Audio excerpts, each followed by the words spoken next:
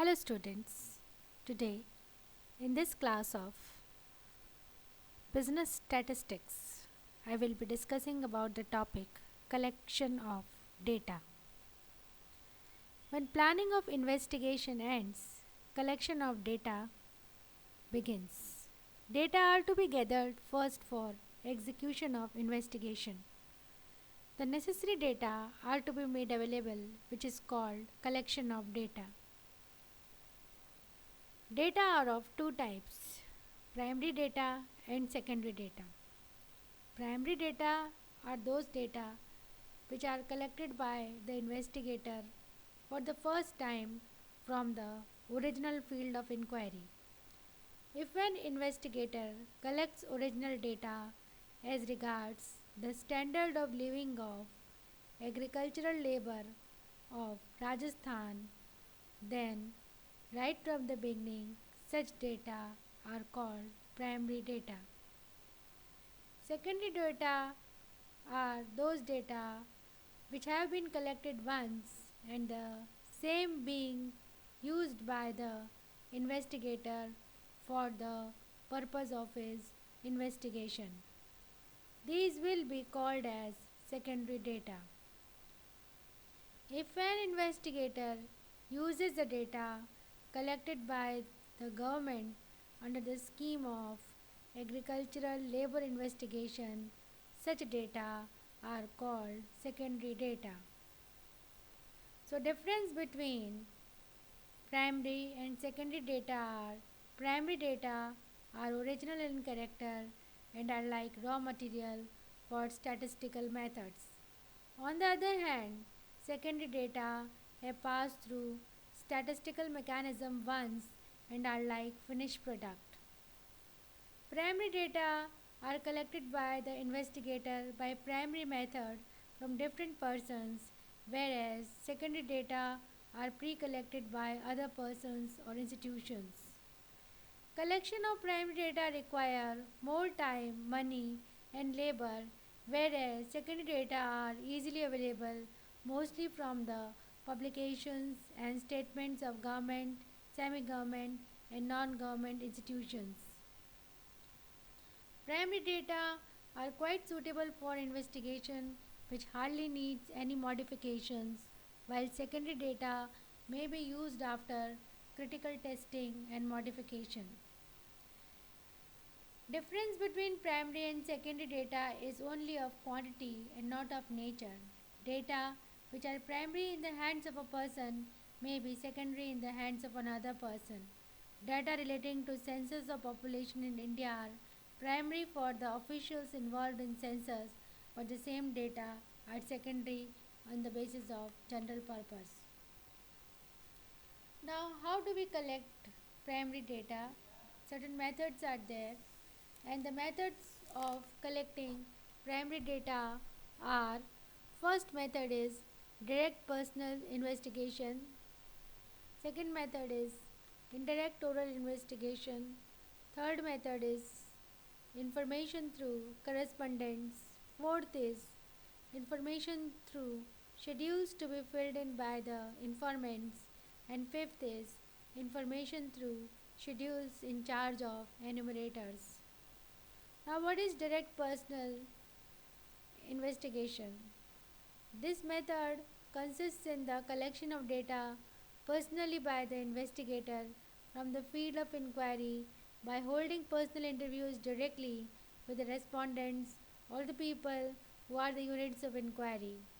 Such investigation is suitable where the field of investigation is not wide and is local and is confined to a single locality, and where originality, secrecy and correctness of collected data is vital. Family income expenditure in limited area, economic conditions of workers, literate unemployment are several examples where this method of inquiry may be adopted. Then we come to another method, that is indirect oral investigation. Under this method, interviews are held with the persons directly who are the units of inquiry, but with other related persons or witnesses who possess information pertaining to those units.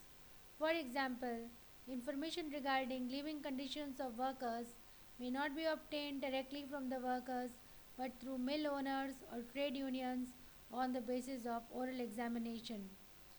This method is used when the area of investigation is very wide or it is not possible to contact the informants personally or the units of inquiry are illiterate and do not possess interest to furnish required information. The method of gathering data is usually adopted by inquiry commissions or committees formed by the government. The difference between above two discussed method is that under the first method, persons having direct connection with the problem are contacted, while in the second method, witnesses having direct connections with the problem are investigated. So, here we discussed two methods. Another difference, the method is information through local sources or correspondents. Under this method, appointment of local agents or correspondents is made by the investigator in different parts of the field of inquiry who furnish information from time to time on the basis of their experience. There is always possibility of some errors in personal estimates. This technique of data collection is usually employed by newspaper and periodical agencies. Government can also use this method for gathering of information about the prices of wholesale price index numbers and from COP estimates.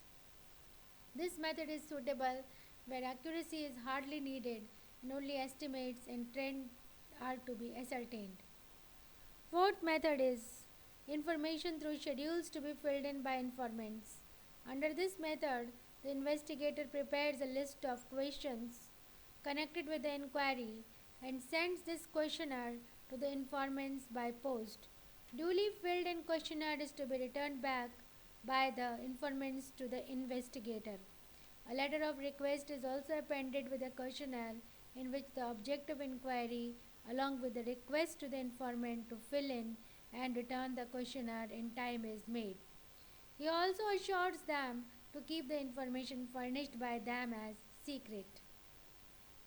This method of gathering data is suitable where the area is wide, informants are literate, mostly the opinion surveys, consumer aptitude surveys, etc. are done by means of this method. Government also adopt this method for annual survey of industry. Then we come to the last method, that is information through schedules in charge of enumerators. This method of information through schedules to be filled in by the informants has many defects and limitations. Gathered data are also incomplete, inadequate, and inaccurate. As such, this method is applied to get rid of these difficulties. According to this method, a team of enumerators is selected who reaches to the respondents personally with a schedule of questions, ask them the questions, visiting the informants, and record their replies. Specific instructions and necessary training are given to them regarding the information to be extracted from the respondents. The enumerators explain clearly the object of survey, intelligent and diplomat, and are well versed in the local language, customs, and traditions of that area.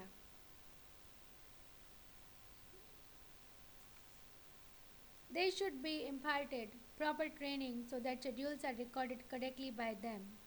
The work of these enumerators must also be supervised from time to time and guidance should be provided whenever needed.